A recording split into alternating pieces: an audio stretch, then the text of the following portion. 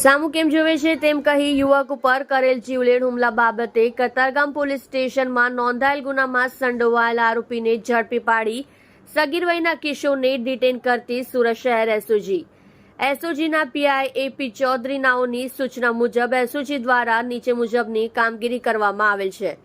એસઓજીના ટીમના માણસો શહેર વિસ્તારમાં પેટ્રોલિંગમાં હતા।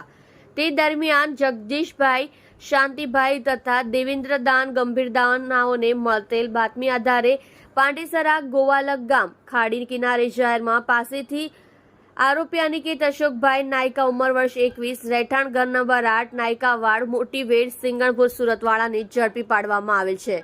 મજકૂર આરોપીની પૂછપરછ કરતા તેણે જણાવેલ કે ગઈકાલ તારીખ 25/3/2024ના રોજ તેના મિત્રો સાથે કતારગામ આંબા તલાવડી નાયરા પેટ્રોલ પંપ પાસે બેસેલ હતો। ત્યારે ત્યાં એક યુવક તેની મોટરસાયકલમાં પેટ્રોલ ભરાવા આવેલ। તેણે અમારી સામે જોઈ, જેથી અમે તેને પૂછેલ કે સામુ કેમ જુએ છે તેમ કહી તે યુવકને પોતે તથા તેના બીજા મિત્રોએ ભેગા મળી તેની ઉપર ચપ્પુ વડે જીવલેણ હુમલો કરેલ, જે બાબતે અમારા વિરોધમાં કતારગામ પોલીસ સ્ટેશનમાં ગુનો દાખલ થયેલ અને જે ગુનામાં પોલીસ અમને શોધતી હોવાનું જણાવેલ। તેમજ આ ગુનામાં તેની સાથે અન્ય ઇસમ પણ સામેલ હોય, જેઓની માહિતી મેળવી આ ગુનામાં સંડોવાયેલ સગીર વયના બાળ કિશોરને પણ શોધી કાઢી ડિટેન કરવામાં આવેલ છે।